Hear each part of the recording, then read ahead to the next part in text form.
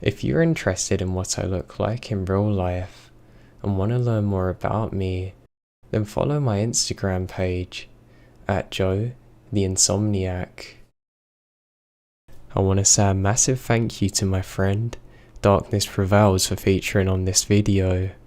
Make sure you go and check out his channel. He really is one of the best narrators out there. Thank you, my friend. Terrorized Alone in the Woods. Submitted by Figwickle. Here's my story of when I drove off the beaten path to end up being possibly the most scared I've ever been. At the time, I was 26 years old and I loved traveling around Australia, camping in my van, usually by myself. And 99% of the time, these were all amazing experiences. On this particular trip, I was heading from Mount Kosciuszko in southern New South Wales, north towards the Blue Mountains, but I wanted to break up the drive for a night by camping in a state park and maybe take a shot or two at some rabbits with my longbow. I found what I thought to be the perfect isolated state park where hunting was allowed, and since it was midweek, the weather wasn't amazing. I figured I'd have the mountains mostly to myself. I'd not taken into account the quality of the back roads to access the camping site. They were very badly maintained rock and dirt tracks that my tiny Toyota van struggled with. It took me over an hour to travel the 30 kilometers to the campsite, swearing to myself often as I rattled over yet another patch of corrugated dirt with the rear end of my van spinning out behind me. I was feeling grim and tense when I finally pulled up into the site, but I relaxed pretty quickly as the site was empty of people, and I could see rabbits hopping around about 200 meters away in a meadow. As soon as I pulled up beside a designated fire pit, I strung my bow and headed after them.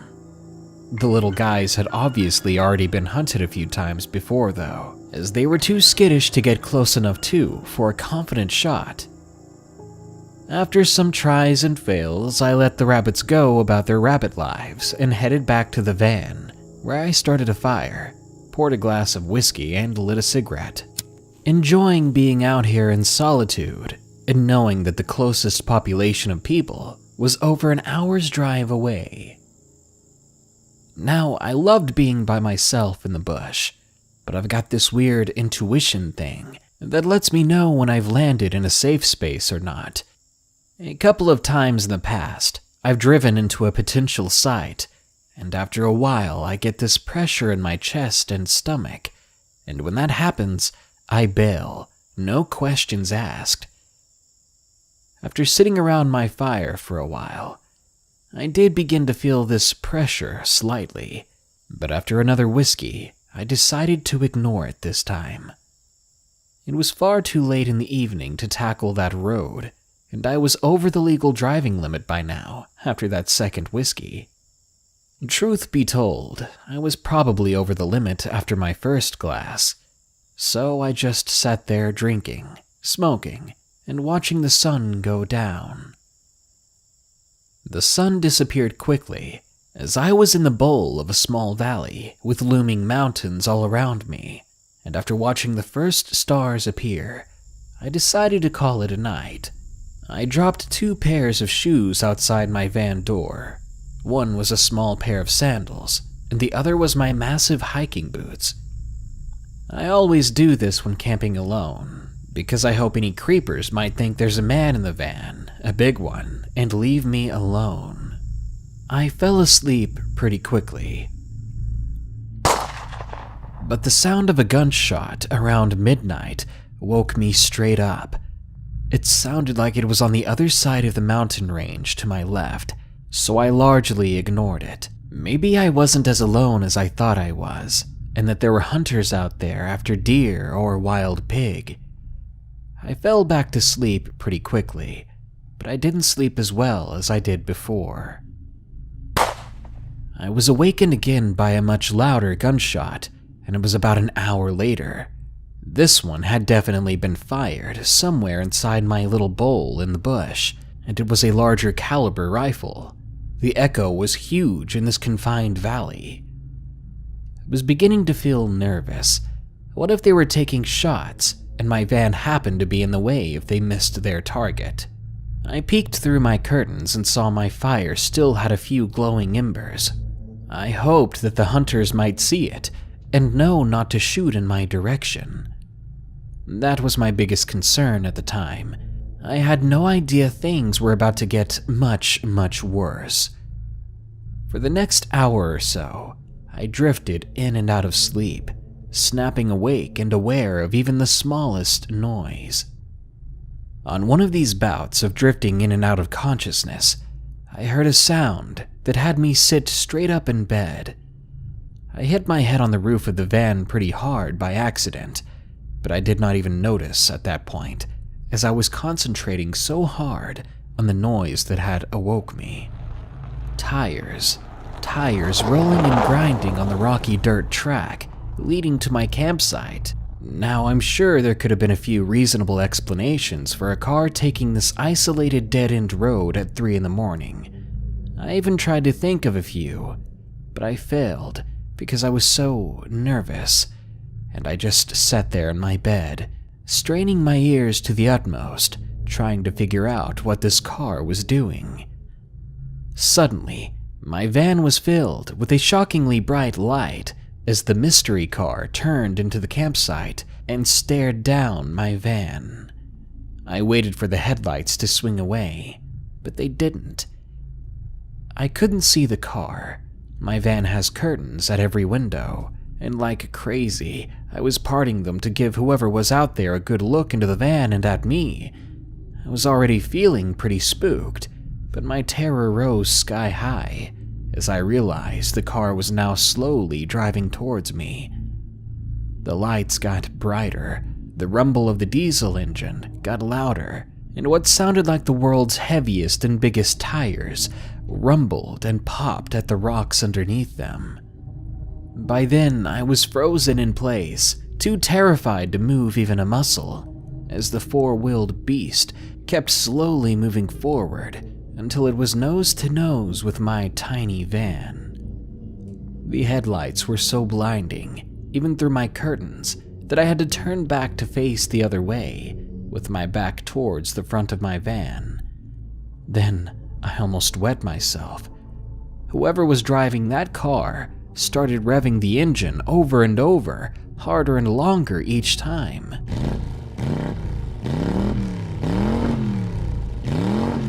It was the most aggressive sound I'd ever heard coming from a machine, and I honestly can't tell you how freaking scared I was.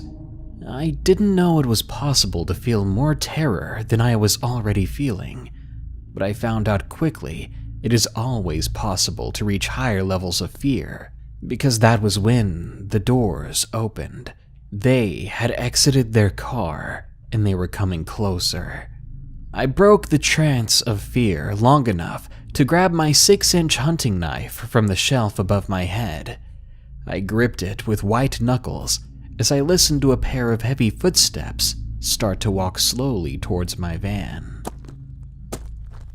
The other person must have been standing just outside their car watching and waiting, as I didn't hear the second pair of footsteps. Maybe they were more stealthy and quiet, who knows. All I know is that I was straining my ears, and I was focused solely on the slow, purposeful steps of the first stranger as they stopped beside the sliding door of my van, right where I had dumped my 2 pairs of shoes.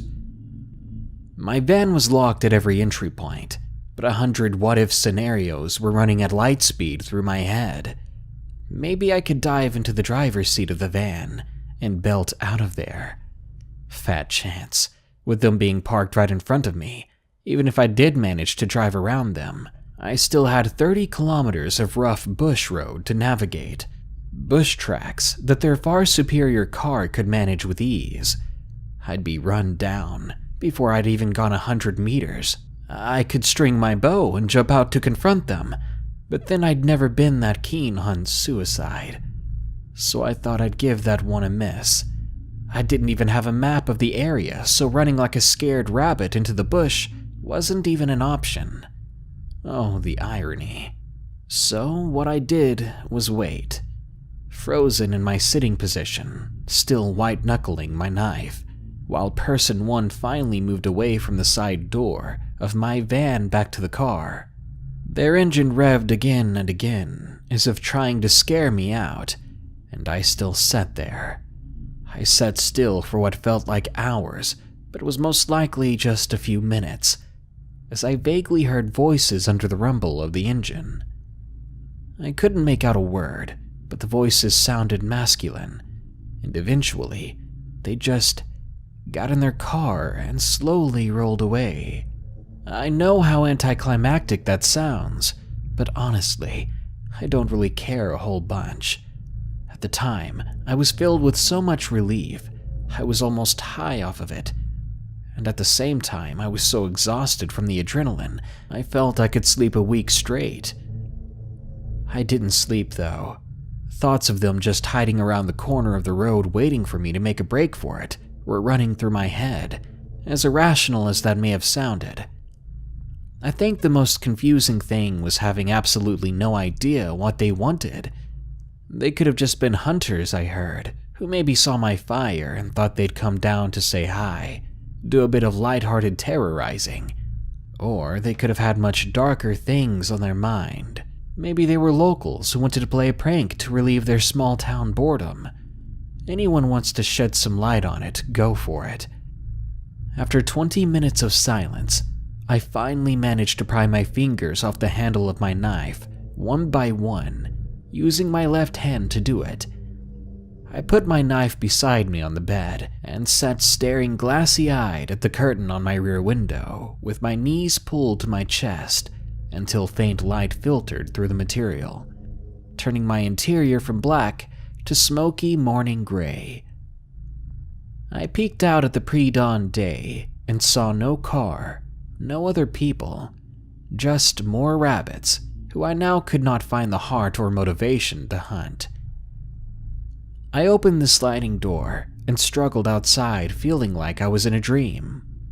I made a cup of the strongest coffee in the world and sipped it while staring distractedly at the footprints surrounding my van. Then I got into the driver's seat and drove an hour back to the main road. I kept expecting to see the car around each hidden bend, but really, I would have no idea if I saw it or not. I never saw anything of the vehicle or men who terrorized me, so that was that. I drove up to the Blue Mountains and met up with some Belgian friends, and ended up sticking with them for the rest of the 6-week trip. But I never forgot the feeling of being that scared, that helpless, that alone. Rarely, if ever, do I choose to camp in an empty campsite now. Now I'd rather move on to another one, filled with people.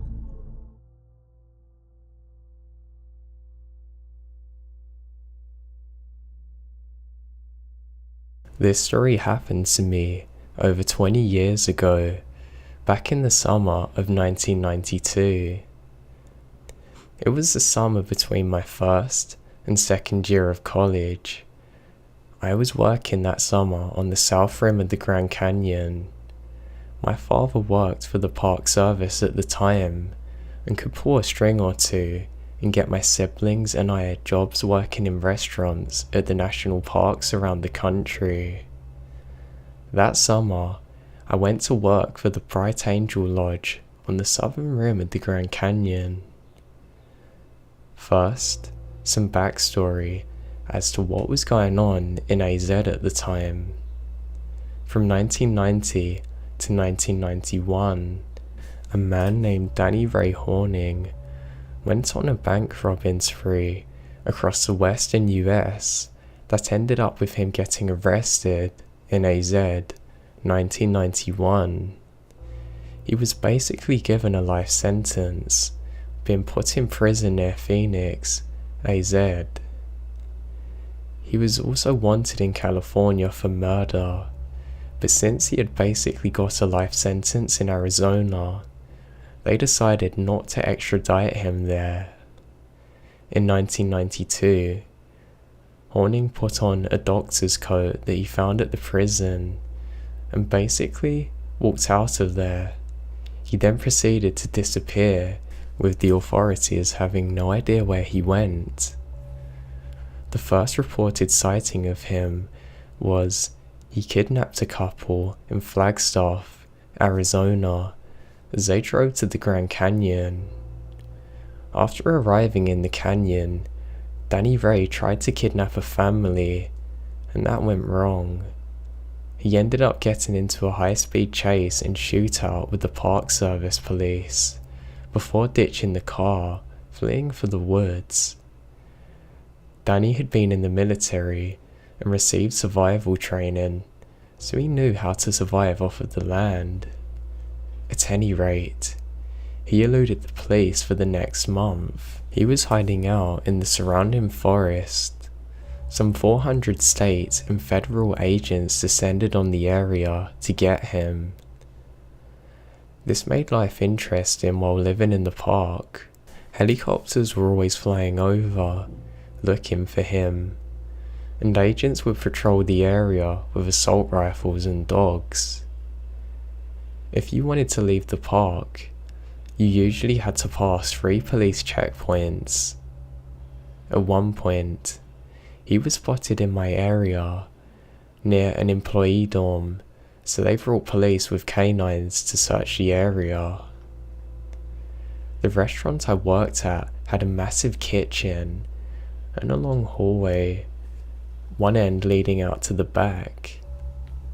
At the back of the hallway were walk-in coolers.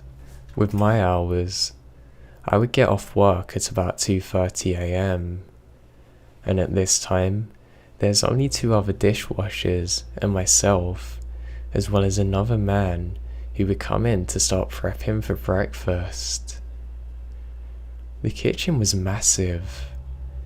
There was hardly any way to notice if somebody walked into the back hallway. The manager and cooks noticed some things went missing from the coolers at one point. They checked the surveillance video and saw somebody who appeared to be Danny sneaking in, going to a cooler and leaving. Even with all this going on, I just kept about my business. I didn't think I'd have a run-in or anything. I also didn't have access to a TV or read the papers, so I didn't know what was going on really, just by word of mouth. Though the helicopters were a good reminder. In these jobs, you usually start out in the kitchen as a dishwasher, or in the restaurant. I started out working as a dishwasher. I worked the evening shift, starting at 6 PM, ending at 2:30. When I get off work at 2:30 AM, I would have to walk back to the employee housing because a public shuttle had stopped running before. The employee housing was about 2 hours away from the restaurant. I have 2 options on how I can get there. The first, walk along the main road through the park that took you past the visitor centre, then by the general store. It wasn't pretty.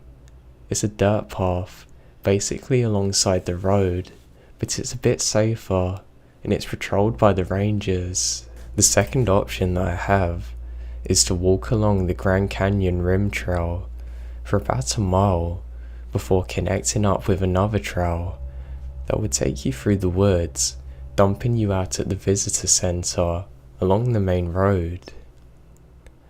This option was prettier, as you would walk along the edge of the Grand Canyon and the forest, but it was also somewhat scary because it's pitch black out with no light unless the moon's out. I liked to walk this route because it was so beautiful, with the stars looking so bright, and also big empty black void of the canyon right next to you. Going this way also made me nervous because I heard a lot about there being mountain lions in the park, and everyone knows what kind of person I might run into on a late night stroll along the canyon. That night, I decided to walk along the rim trail as I had my trusty flashlight. I made it along the rim trail without incident, connecting the trail that cuts over to the visitor center. The trail was a little scary as it cuts through pretty thick woods for about half a mile before arriving at a visitor center. The trail is pitch black at this time, with only the moonlight slightly able to penetrate the trees. I walk along the trail until I'm almost at the visitor center and remembered that behind the visitor center is an amphitheater, and I've never seen it before, so I wanted to go to see what it appeared to be. It's now about 3 AM, pitch black. The amphitheater is a short walk through the woods before you arrive. I walk over to it and look around up on the stage the whole time, shining my flashlight around. It's kind of a crude amphitheater, with basically an elevated platform surrounded by benches, with the forest surrounding the whole thing. I was shining my flashlight around the area when suddenly I hear rustling in the surrounding trees. I get a little nervous knowing that it's not wind, as there's no wind at night. It might be an animal. I hear it again, so I shine my flashlight into the forest. I step off the stage, walk in the direction that I hear it coming from, while shining my flashlight around the trees. At this point, I was past all the benches of the amphitheater, entering the surrounding forest. I hear rustling again. It's getting louder and louder. It knew I'm getting close. Now, I grew up in the mountains of Colorado and have come across animals in the woods before. When they make noise, it's actually pretty consistent, such as when they're moving around, you hear twigs breaking or such. But not this time. I wasn't hearing anything like that. It was a controlled rustling every minute or so. I keep walking even further into the woods, shining my flashlight, when suddenly I briefly see something shiny through the woods. I walk towards it, getting closer and closer, and I see what appears to be a large bed lying on the forest floor. I keep walking towards it, and all of a sudden, it rustles as though something were inside it or underneath. Finally, I'm only about 5 or 6 feet away. I see it is several feet long, shiny on the outside. I keep my flashlight on it. At this point, I'm just inching towards it. I must know what it is. Suddenly, the bag rolls towards me and a face pops out. I shine my flashlight on the face for a second. At this point, I realize that somebody's sleeping out here in the woods, wrapped up in what appears to be a thermal blanket. They must be camping out there. The face is of a man who has a reddish blonde hair and a moustache. His eyes are still shut. I think he's asleep. Behind the bag, I see a backpack. I quietly and quickly shut off my torch, not to wake him. I'm slowly backing up. I get all the way back to the trail, continue to hear the rustling. It's only occasional, but for the whole time. Then, I walk up the main trail, past the visitor center, eventually getting back to housing without incident, but somewhat spooked the whole time, constantly checking to make sure I'm not being followed. I was somewhat spooked out for the next couple of days, but then I realized it wasn't unusual to see people sleeping in their cars or in campers in the lots, maybe even out in the woods in a tent, because they would arrive late and didn't want to pay high hotel rates. What did strike me as weird was that when I had seen people camping before, they were usually close to their cars and would have a tent or gear. This situation seemed weird because this guy only had a backpack. Also, the nearest parking lot was at a visitor centre and I didn't see any cars that night. At any rate, I kind of shrugged it off. I even walked by the spot the next day and didn't see anything or evidence he was there. This happened just a few days after it was made official that Danny Ray Horning had entered the park, but I hadn't seen what he looked like yet. This was long before the park became overrun with authorities searching for him. Then, one day, I happened to see a wanted picture and was shocked to see that blonde hair with a reddish moustache. The notice also said that he had last been seen with reddish blonde hair after dyeing it recently. I'm certain that the man I saw was him. Maybe he was asleep, maybe pretending to be. I'll never know. Even though he never hurt any civilians during his escape, he did kidnap several, using them as hostages, so who knows what he could have done. At any rate, he was eventually caught after he kidnapped 2 women, forcing them to drive him out of the park. They got through 2 police roadblocks after the police didn't recognize him. He then tied the woman to a tree and fled their car. The woman was able to escape and called the police, who then spotted him. There was another high-speed chase and shootout before he fled again into the woods. The next morning, a man spotted him in his backyard drinking from the hose and called the police, who started searching the area but could not find him. The next morning, a policeman went back to the home to search for him and found him asleep and arrested him. He was extradited back to California and tried for murder.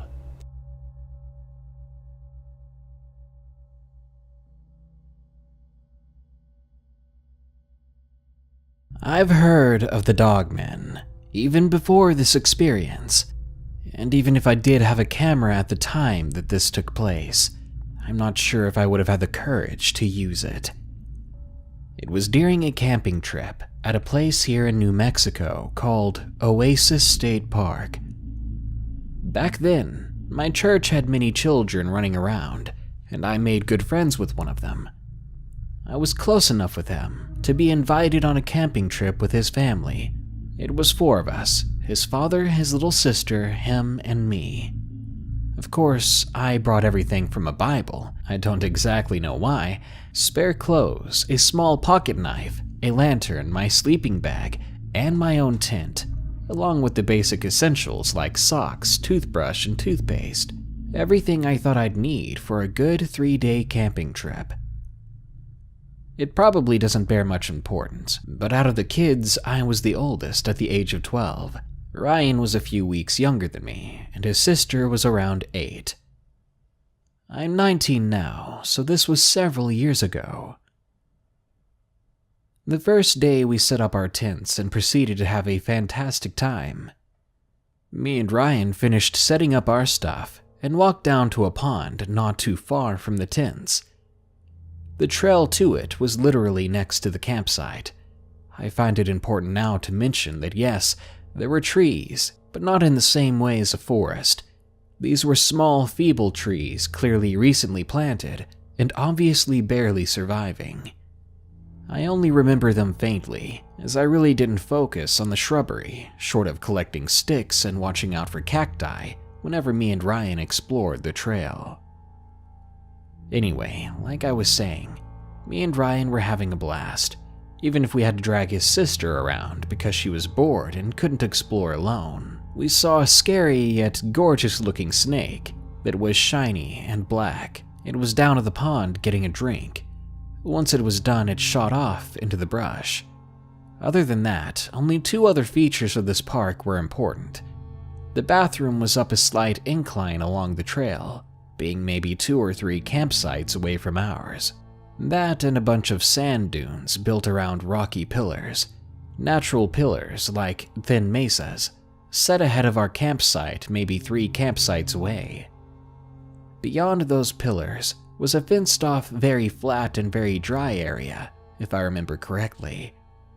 The bathroom from the front of my tent was to the left, and the dunes directly ahead through a badly kept trail. The first day was fine, and that night we got a campfire going. We had s'mores, told scary stories to each other. Their dad told the only scary stories that night, and I'm sure the man's faith affected the gore level of the story considering we were kids. It was about some abandoned building with ghosts or something, and it wasn't actually scary. I went to bed that night, expecting a cold but peaceful sleep. At some point I woke up and had to use the bathroom. I didn't feel like walking all the way to the bathroom. Lazy me, right? So I just went ahead and urinated on a small birch tree that sat literally 4 feet away from my tent. After that, I was back asleep in my tent. I don't remember how long I was asleep before waking up to the feeling of needing to do number 2. It had just rained. I could tell from a tiny leak in the tent, and I wasn't about to go poop on a tree. Well, my little LED lantern wasn't very strong, and now my shoes were outside the tent completely wet, but I needed to go, and this wasn't going to wait, so I decided to just deal with it.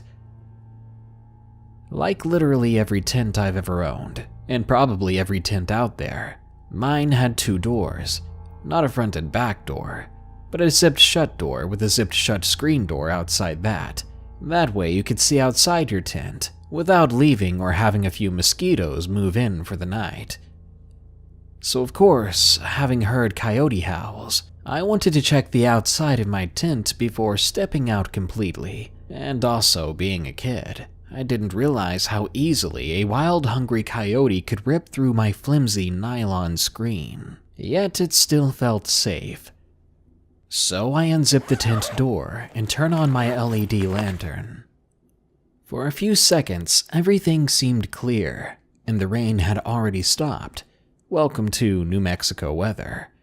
So I decided it would be safe. I began to unzip the tent screen when I heard a very loud howl, like a coyote's but much, much deeper. If you've ever heard coyotes, they can get pretty high-pitched, so this sound was just weird. It took a moment for my ADHD self to stop focusing on the weird pitch and realize that the howl sounded close, like from the pond close. I didn't even really think to turn off my lantern. I just went to close the tent flap. About a third of the way done zipping the actual tent flap shut, I hear crunching, like when you're on a pebble-filled playground and somebody is casually walking. This is because the tent sites had pebble flooring, just a bunch of tiny little pebbles in a big open circle to make a smoother camp area. Not only was the howl odd, but the footsteps themselves were weird.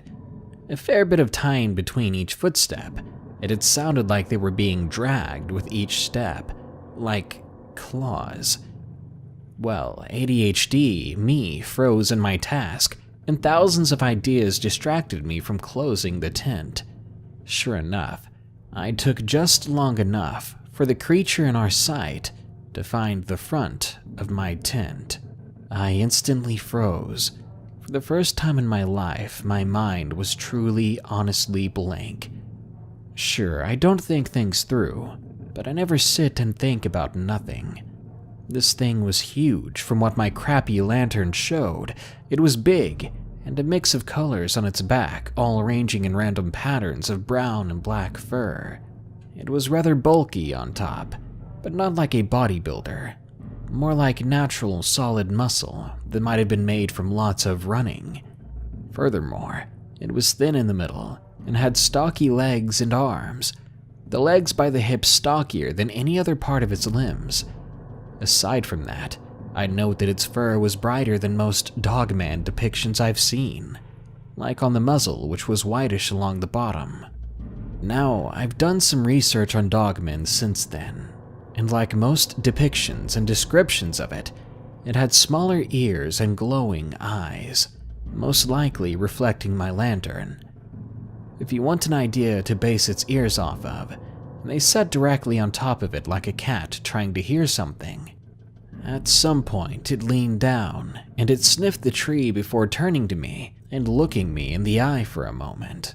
But the thing is, when it leaned down, its hind legs made some strange popping sounds, like your knuckles but much louder.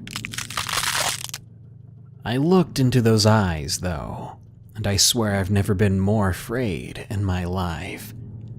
Have you ever looked at something, just looked it in the eyes and realized you're the prey? That primal fear that extends beyond normal fear when you realize that this thing looking back at you has all the power, that you are its prey, and it has no discernible mercy. I felt that right then, knowing that no tint wall was stopping that beast if it wanted to crush my skull in its jaws. I never went to the bathroom. I know what some people are gonna say. It was just some weirdo with coyote skin or a fake fur coat. It couldn't have been. The fur wasn't very thick, so I could see the muscles ripple as it moved. Plus the fur was flesh with its disjointed body. Stranger yet, before it moved off into the darkness, it lowered to all fours, and when it did this, its knees made more of the popping sound. The sound of bone hitting bone awkwardly in your body, or like pieces cracking off. Its knees had to disjoint and slide into a different position for it to run on all fours. This was my experience, and some might call it bull, but whatever. My friend and his family heard the howl but ignored it, thinking it would go away, so I know I didn't imagine at least that part. Other than that, the next morning, I had somehow held in my business all night and was only willing to come out when everyone else was awake.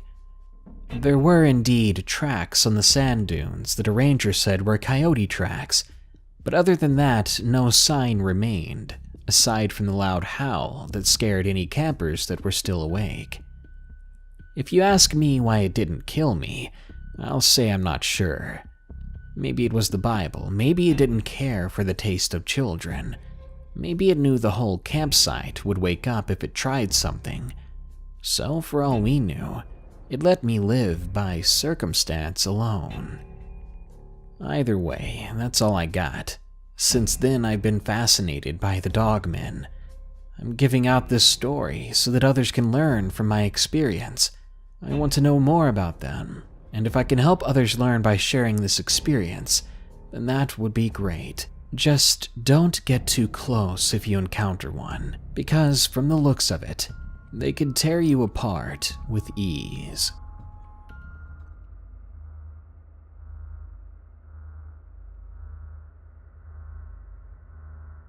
So a few years ago, we went on a church trip to one of our favourite concerts that runs on New Year's Eve to celebrate the new year. Not only is it concerts, it has all kinds of events and things to do besides music. Anyway, we decided to go super last minute, and a lot of hotels in my area are booked. We ended up staying in a rinky-dink little roadside motel about 30 minutes away from all the events, and pretty much in the middle of nowhere. The entire place was sketchy and made me feel uncomfortable, but I felt like I could deal with it. So, we were separated, boys in a room, girls in another. We get into the room. The first thing we realise is a back door. What kind of motel has a back door? The chaplain staying next door insisted that it's sealed shut, but still lets us know if anyone knocks on it and not to hesitate to let them in if we knew who they were. No sooner than 5 minutes later, one of the guys comes into our room. Jealous of our back door, throws it open. He proves that the door was not sealed shut. We then lock it and go on. Later that night, at around 12, we get back to our hotel, and our chaplains tell us that we have to lock the doors because there were men sitting outside drinking, very obviously drunk, as they started catcalling to our room. I didn't think much of it and slammed and locked the door. It would be completely okay to always answer without looking first because, well, why would they be knocking on our door if they didn't know us? Not okay, and I had to explain to them that you should always look to see who it is before opening the door. Later that night, I was awoken by an odd sound, almost like a tapping. I sat up, glanced around the room before I realised that somebody's knocking on our door. I very quietly get out of bed. I'm being careful to be as quiet as possible, and went to the door to check the peephole, thinking maybe the chaplains were doing some weird stuff late in the night. No sooner that I glanced out, a hand slowly covers a peephole to hide two of the men that had been drinking earlier. My heart's racing. I slowly get back into bed, trying to stay as quiet and calm while the knocking continues, only to see a shadow move out of the corner of my eye. There was someone standing outside the back door as well, barely visible through the window. One of the girls I was with awoken too, confused as she looks at me. I used my phone to explain the situation in silence. We were both terrified as we watched the shadows through the windows, hoping that they're gonna go away soon. At some point, we both managed to fall asleep, but when I left the room the next morning, there was a paper on the floor. It was wrote in very untidy handwriting, very shakily, reading, "Seeing your pretty eye was enough." I can remember perfectly how the note appeared. I shredded it. I didn't want anyone to find it. I was young, stupid. I 100% should have went straight to the authorities to explain what had happened. I could have been in a very dangerous situation. I'm extremely grateful that I had awoken, rather than one of the young girls who would have opened the door without even checking. And also, grateful that I triple checked the doors to be sure they're not open.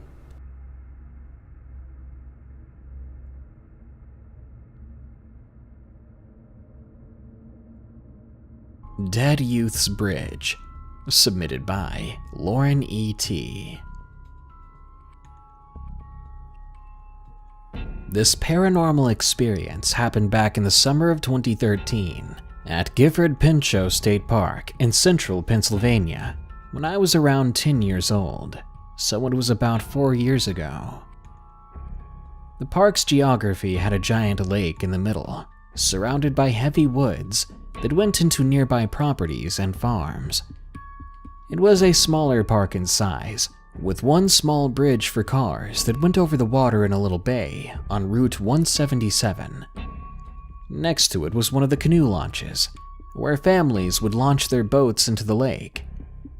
Spending the summers there was quite enjoyable, since it was a true escape from people, unless you saw the occasional hiker or boater that you would only see on busy weekends. It was a foggy Monday morning around 6 a.m. when the sun was just coming up. My father was meeting a friend at the canoe launch to hand over paperwork or something like that, while me and my younger sister were playing in the ankle-high water near the bridge. Not even seconds after we stepped into the water, I got the uneasy feeling of being watched. It was truly strange as it hit me so fast. Me just being a kid, I brushed it off as my subconscious telling me to be careful. I was so wrong.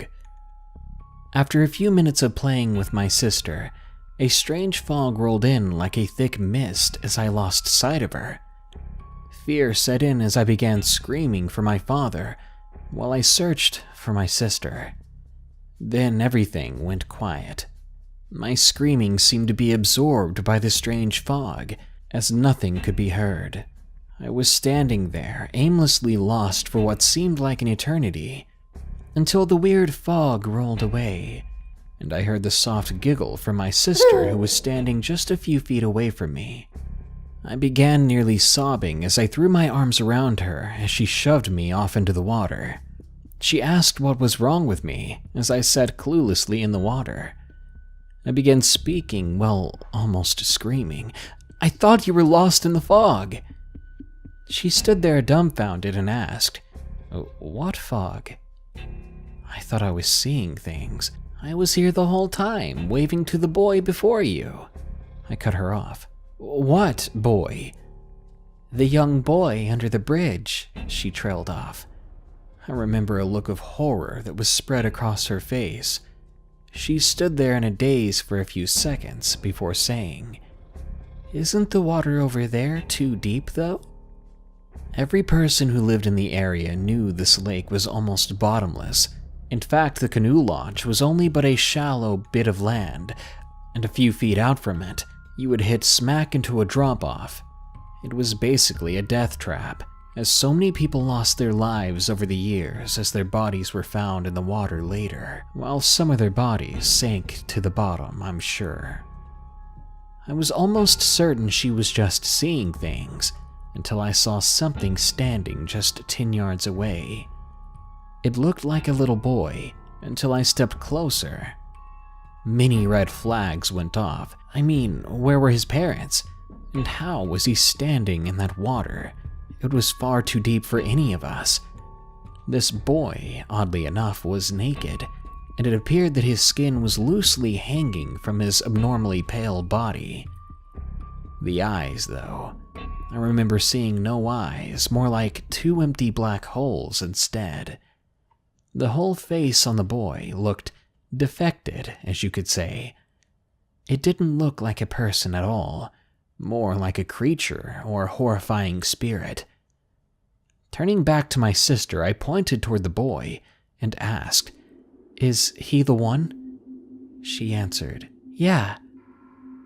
I ended up dragging her out of the water while screaming for my dad to get the car, and we ended up crashing into my dad as he was finishing up talking to his friend. He took one look at us and asked in an angry tone, "What's wrong?" I began breaking down as I said it. "There's something in the water," followed by me explaining what I saw. My sister, who was younger than me, was just standing there pissed, angry that I cut her fun short. My father must have thought I was telling the truth, though, because he ended the meeting early. We climbed into his truck and we drove away. But to get home, we had to drive over that bridge. I looked intensely through the window and saw an outline of a figure in the shallow water, right near where we were standing. I knew right then and there that it was the boy, because we were the last to leave, meaning no one else was around. I learned a few years later that a few young kids drowned in the lake years before. As far as I know, there have been 3. The boy could have been any one of them. I don't see this experience as a death's wish or an angry spirit looking for revenge. but instead maybe the remnant of a tragic end and a child who still wanted to play.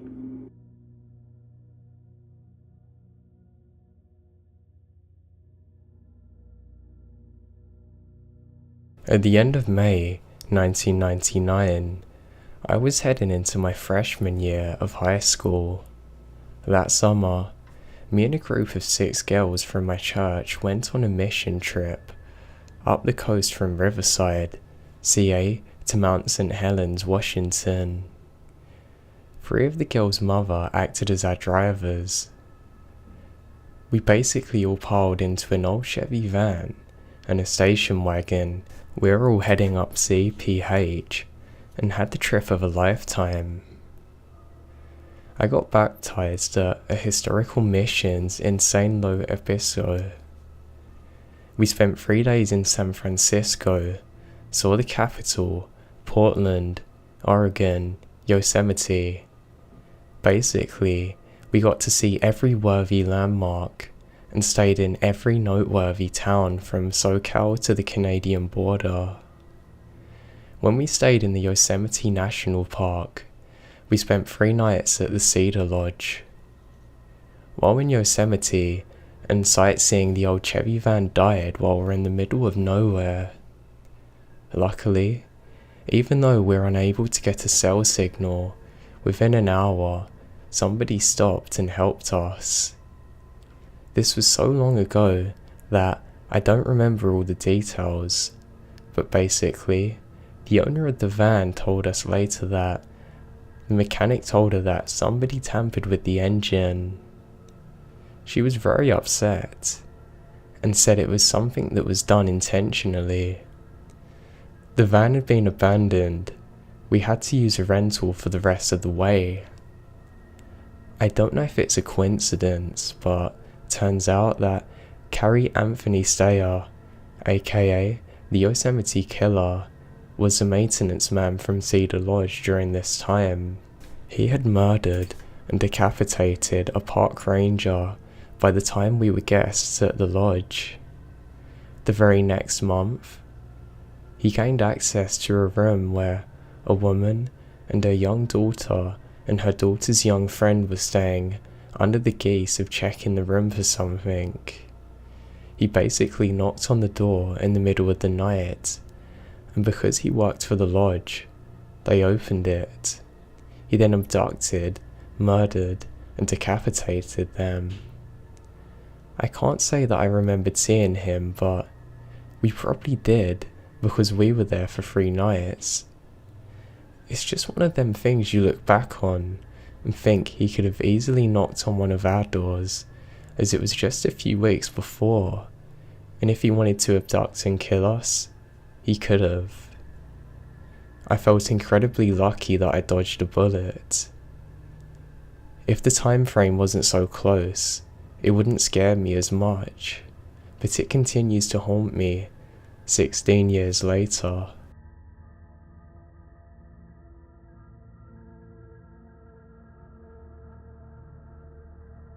This story took place in a state park in Tennessee on my 12th birthday. We were having my birthday party out there. That year I got a load of gifts, including something I thought was awesome. A wireless keyboard that had batteries and a wall hookup, so you could play it on the go if you wanted to. That being the case, I quickly asked my mom if I could play it, and she said yes. I headed out into the woods away to be by myself, so that the noise of the party didn't distract or overtake the music. It was beginning to get dark, but I was so excited that I thought I'd get back in no time. I found a huge, and I mean huge, tree, and I sat down next to it. I began to play some keyboard music. Before attempting to play Heartache from Undertale, since it was one of my favorite songs, I was having fun until I began to hear something. It was like a scream, but not from a person. It was one of the most horrifying things I'd ever heard in my young life. I wanted to scream back, but as the sound seemed distant, I forced myself to keep playing. But then I heard it again, and once again, before I had had enough. I picked up my keyboard, and I walked away. Halfway back to the party, I suddenly heard a weird whistle. The thing was mimicking one of the songs I'd played. I began to walk faster. You might be wondering why I didn't just book it all the way. It's because I heard that running suddenly could exacerbate the creature's anger, make it want to pounce, really. I tried my best to keep calm and walked back, listening to the thing whistle at me. It was surprisingly melodic and accurate. I saw Mom and everyone else at the site, and soon I couldn't stop myself from running. I grabbed onto her tightly, and soon we packed up and headed home. But I swear to God, when we pulled away from the state park, I saw a tall figure with long legs, a triangular head, and short, dull antlers, and I couldn't help but think that that was the thing that had heard me playing my keyboard and that was coming towards the music.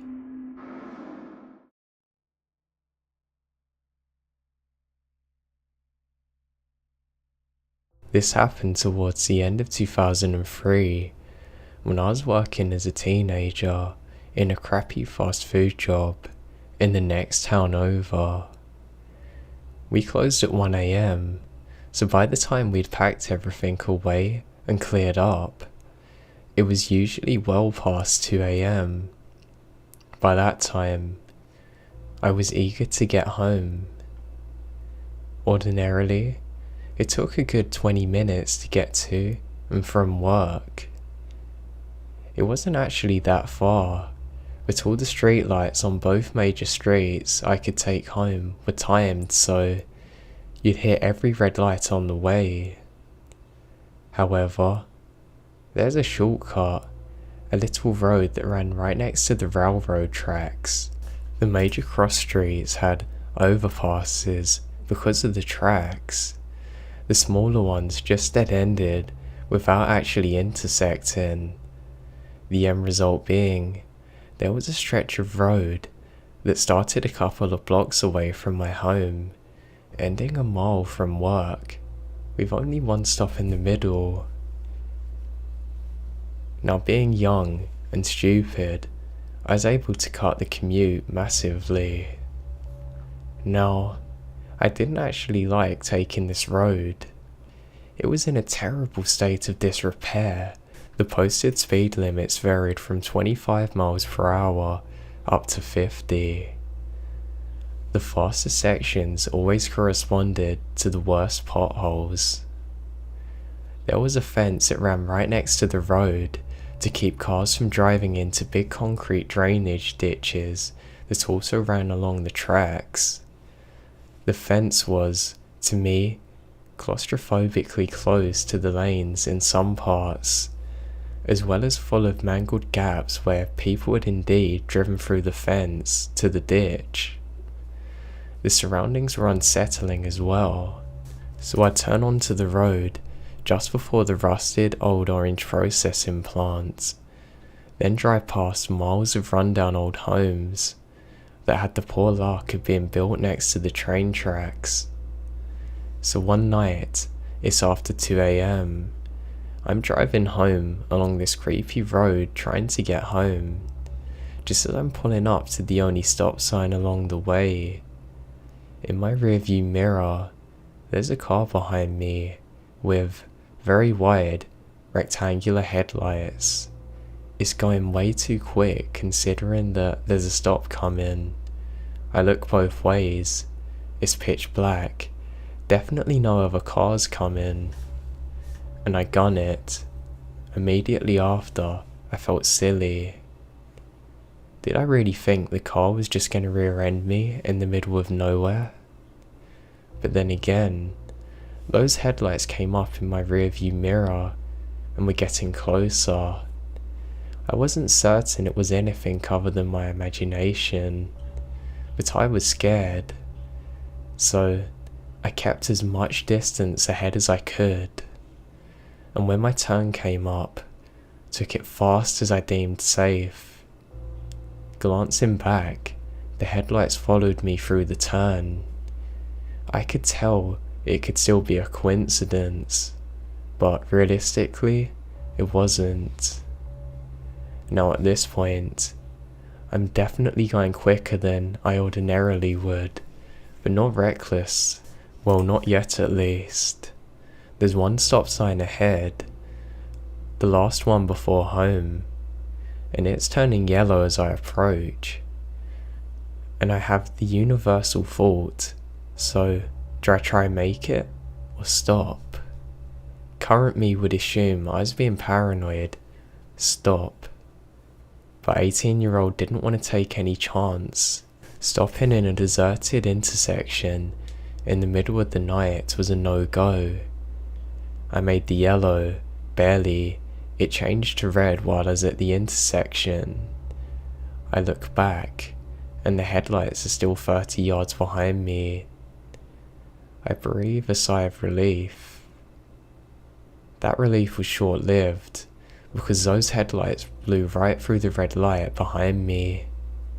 Now in my mind, there's no doubt, this person is aggressively following me. I have no idea why. I didn't know what to do. In 2003, most people had cell phones. I, however, was on minimum wage, so I didn't. So calling the police was out. Driving to the police station would have been a good idea, but I only vaguely knew where it was. So, the only plan I could come up with was this. Instead of stopping in front of my home, simultaneously letting the person catch me, know where I live, turn into an alley behind my home instead.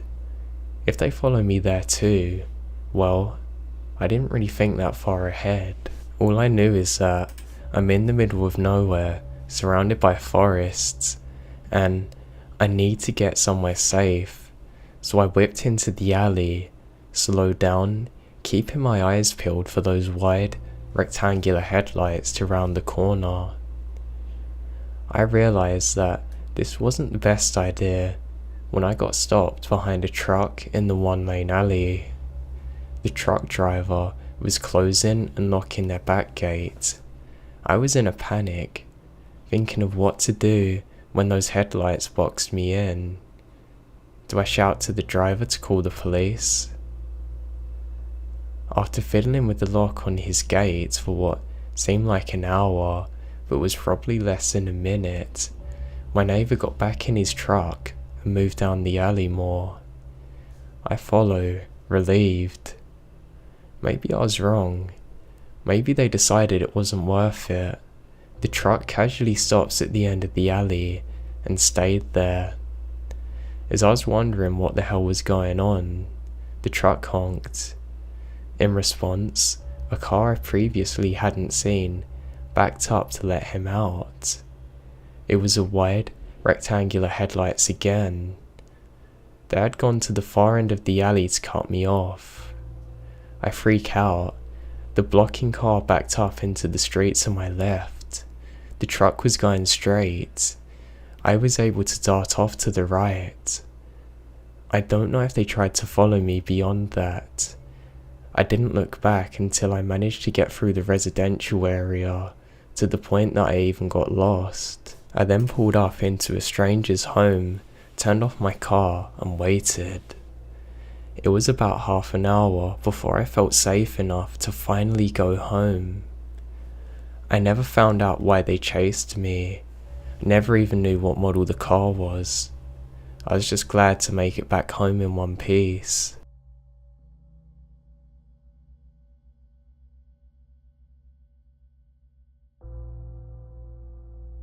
Although this will be a short story, I feel it needs to be shared. To jump right in, I didn't believe in the paranormal or werewolves or Bigfoot. In fact, anything of the sort was just strange to me. My family and I go to Little River State Park every summer, located in Vermont. This was the first year I've seen anything out of the ordinary. It was 5 a.m., and I was down by the beach, sitting in the sand. I was soon terrified to see a large figure crawling out of the water. My instinct to run over took me, and I bolted back up the hill hoping that I could outrun it. To my absolute horror, the thing was almost on top of me before I got anywhere. It was about 2 feet taller than me, standing at around 9 feet tall on all fours. It was an unnatural crimson red, like an apple, with absolutely no fur. I was paralyzed with fear, and I could feel its warm, deep breaths on my face.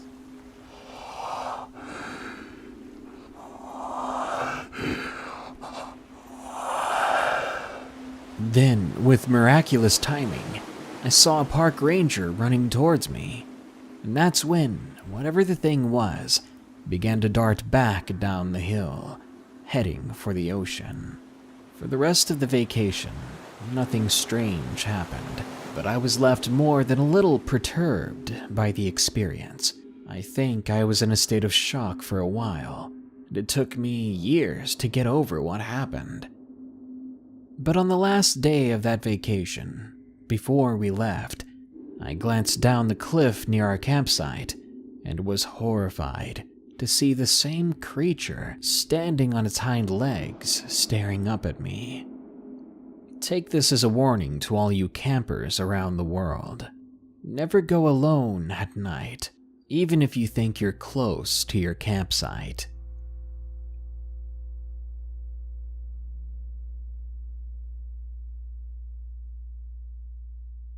This story is one of my earliest memories that I can string together of the paranormal happenings I've had in my life. I was very young, probably 6 or 7 years old, maybe even as young as 5. I've always lived in southeast Michigan and everyone here camps out. We headed 4 hours north that day. The exact area I don't remember. I was too young to care. It was my aunt's cabin, an aunt I was very close to. My mother's family comes in 2 forms, extreme Baptists and witches. It's crazy. Witchcraft is a path that runs in our family, and I talk to my witchy aunts about scary things pretty often, and they often tried to give me some understanding. Anyway, the ride there felt like an eternity, with my 4 siblings, my mother, and my aunt's family in the next car. It was nighttime when we finally got there. I remember us driving slowly up a paved road. You have to drive slow at certain times of night, because deer are everywhere. We rounded a corner, and staring at us, unmoving, is the biggest buck I've ever seen.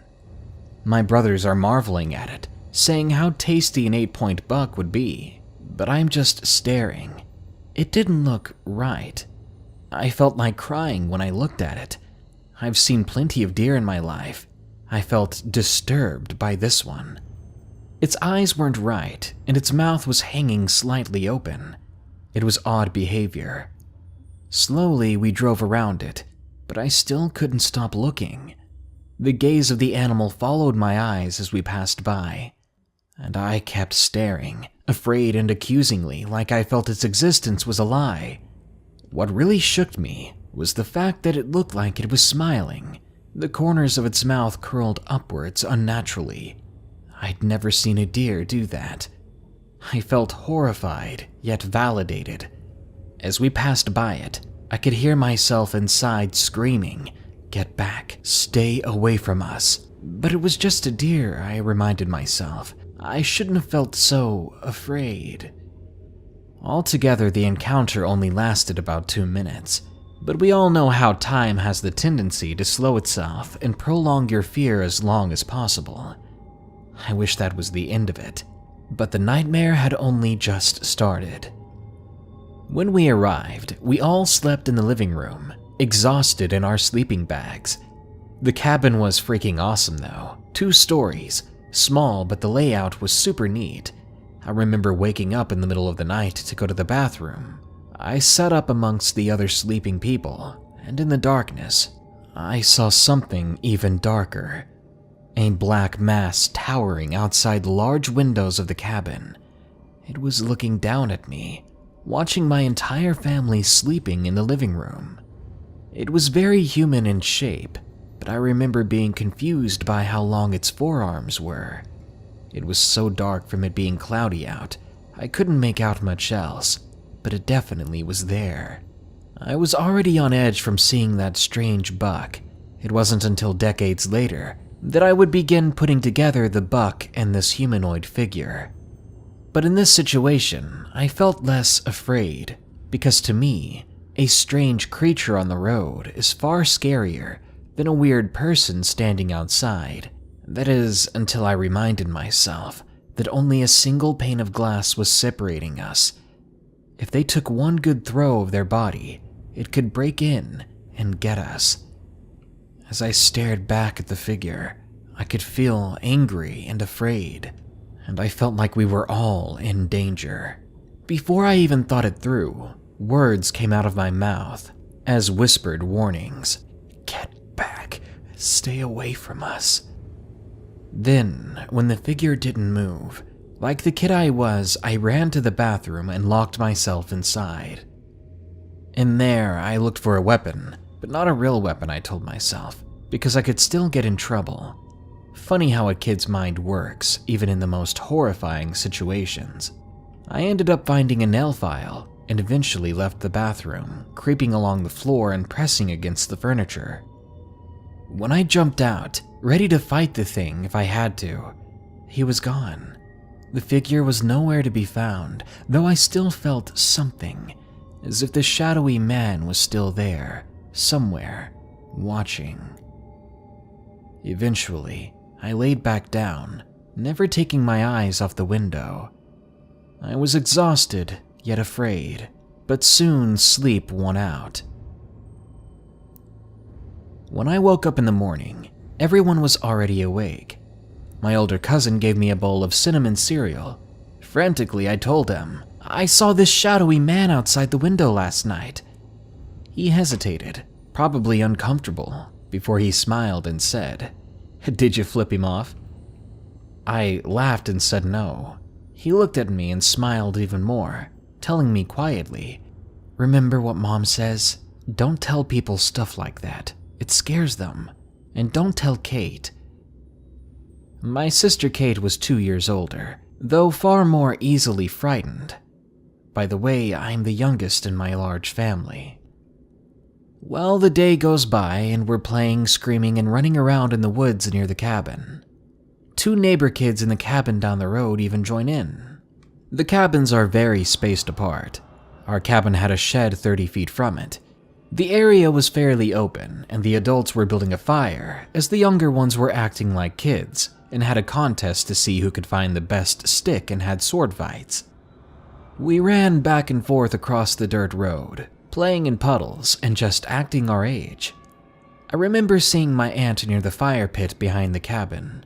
She was a funny woman. She was struggling with a lighter. She couldn't get it to light. My siblings and cousins weren't around, but I could hear their yelling and laughing. I looked past her and saw my sister standing near the shed. I ran toward her, and she turned and bolted. That was strange, I thought. I picked up the pace thinking it was a game of keep away from the obnoxious little sister, one of Kate's favorites. When I rounded the corner of the shed, she was gone. There were so many trees, so I knew she must have been hiding behind one of them. I called out loudly to her, You always call me chubby, but you're the ugly one. There was no response. Kate? I called out. She liked to scare me sometimes. I walked around to peer around the trees. I kid you not, I only took a few steps. I looked around the shed, back toward the cabin, and the cabin was gone. I stopped and turned, keeping my feet planted. Michigan has a lot of forested areas and parks. I've gotten lost before, so I kept my feet planted so I would know the direction where I came from. I did not want to get turned around. I turned my body to face the direction I'd come from. Had I walked further than I thought, I wondered. By then I was officially shaken. There was no way I ventured that far from the cabin. I kept walking back in that direction. but there was no cabin still. I was panicking. If I was lost, I know my sister was lost too. The sun was high in the sky, and I knew I was going to be fine. I was good at getting myself out of situations like this. I had caught on to a lot of things from my other siblings, so I'd venture as far as to say that I was kind of streetwise. I ended up leaning against a large, knobby tree, the kind you see come alive in cartoons, when I suddenly heard a sound from my left. Hush. A whisper. I froze. I remember seeing a yellow haze drifting between the trees. I wasn't afraid of it, nor did I know what it was. I was simply perplexed. Before I could do anything, I blurted out, "I think I'm lost." I don't know why I said it. No one was there at the moment. I didn't even know who I was talking to, if anyone. "Hey." I heard a loud male voice. Then I saw a tall man in ripped denim jeans standing 15 feet away from me. The moment I saw him, I was terrified. I couldn't speak, and I could barely move, but I stared at him. "Hey," the voice came again. My eyes widened. I heard a voice, but the man's lips never moved. "Come here." I shook my head. I knew he wasn't someone I should be listening to. Something was wrong with him. My stomach was turning. I felt myself sweating. "Come here," he demanded. I clenched my eyes shut, and I cowered back against the tree. When I opened my eyes again, he was coming towards me, and I got a better look at him. He was lurching, with one arm tucked to his side. His cheekbones were uneven, and his skin looked worn, not like weathered, but like something underneath was wearing it. He wasn't a real person. This was something straight from my nightmares. I backed up and turned my head. But when I looked back once more, he was gone. This only intensified my fear because I knew if I could see him, I could run away from him. But if I couldn't see him, he could be anywhere. Then I started screaming, just screaming and making as much noise as I could. I picked myself up and just ran. I didn't stop screaming either. I ran for what felt like forever. But then I ran into the neighbor. He looked at me with concern on his face, and my mom was standing behind him. I was bombarded with questions. I had been 2 miles away from the cabin. 2 miles. I was so confused. I had only taken a few steps from the shed and somehow ended up 2 miles away. I told my mother I was following Kate into the woods, and she stared back at me silently. "But," she said, "Kate has been across the street with the other kids." By then I was bawling. That was impossible. I'd seen my sister run behind the shed and I followed her. My aunt looked at me with concern. "They tried to take her away," she said to my mom. But my mother snapped at her. "Nobody's trying to take anyone away. She just wandered off." "Why did you go off by yourself?" she asked. I didn't answer. I shouldn't tell people things like that. About the man that apparently wasn't real. Like my brother said, things like that scare people. As an adult now, knowing what I know, I believe I encountered a skinwalker. I believe the buck, the shadow, and the thing pretending to be a man were the same thing. I remember before we left the cabin, I saw a large black dog staring at me from the tree line. It had wolf-like features and golden yellow eyes. I didn't feel afraid. I remember smiling at it from the car and waving. My way of saying to it that I survived it, that it wouldn't be getting me this time. And luckily, I never went back to that cabin again. And I am incredibly grateful for that.